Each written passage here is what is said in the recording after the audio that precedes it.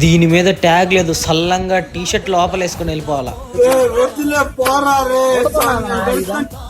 వస్తాదులందరికీ నమస్కారం. Welcome to the day 26 of body recomps. ఇది జిమ్కి వచ్చేసి ప్రీ వర్కౌట్ తాగితే వర్కౌట్ స్టార్ట్ చేశాను.